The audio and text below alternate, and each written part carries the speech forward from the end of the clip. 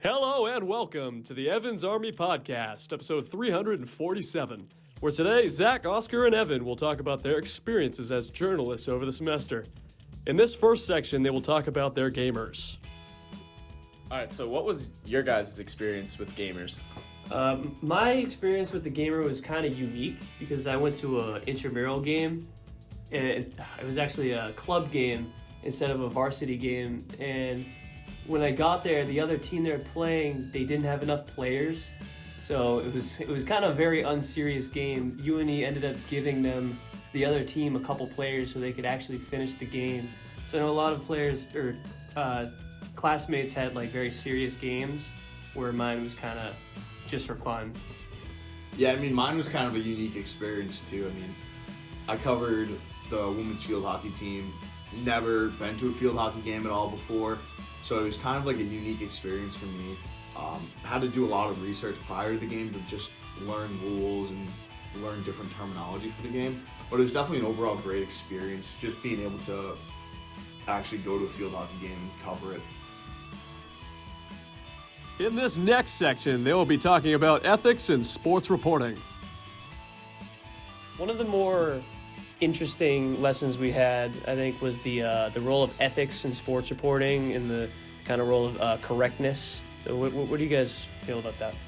Yeah, I think it's so important, especially as like a young journalist. Like none of us are really professionals yet, and so we have to be spot on with what we're saying, or else we kind of build a bad reputation and a bad resume for what you're trying to do and what you're trying to convey.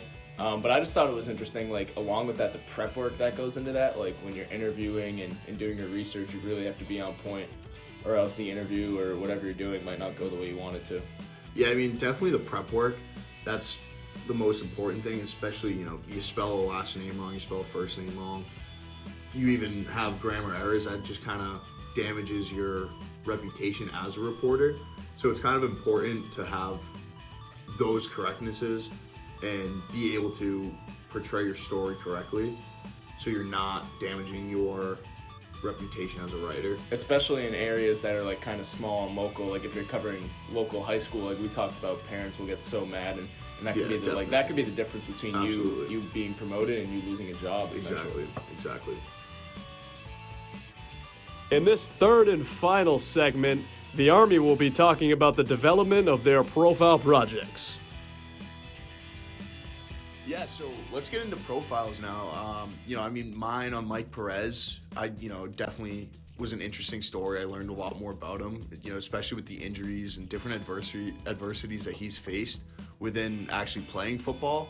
What are, Oscar, Zach, what are some of the challenges and positives that you guys had? Yeah, so for me, I wrote mine on Coach Lichten, who's the head football coach at UNE. And some challenges were not necessarily, kind of breaking the ice with him, because I've known him for 4 years now, but just trying to figure out, what subject to talk about, especially in a profile that's limited on words. Because if I wanted to, I could have wrote a full, book or something on him, but figuring out what topics are important and kind of what story do I want to tell about him, and how do I get into that, and how do I, get him to answer the questions that I have in my head so that I can then go in and type up the profile. But for positives, he was great. He was very punctual and everything he said. He provided a lot of detail and was very organized in his answers, which helped.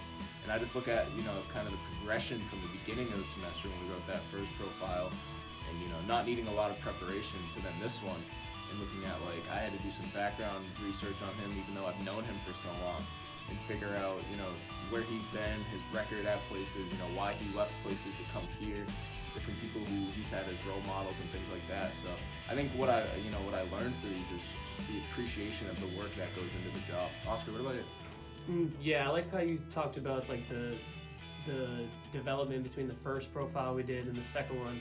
And something that came up in the second one, I did Coach Az, and that's someone who's had like a big impact in my life.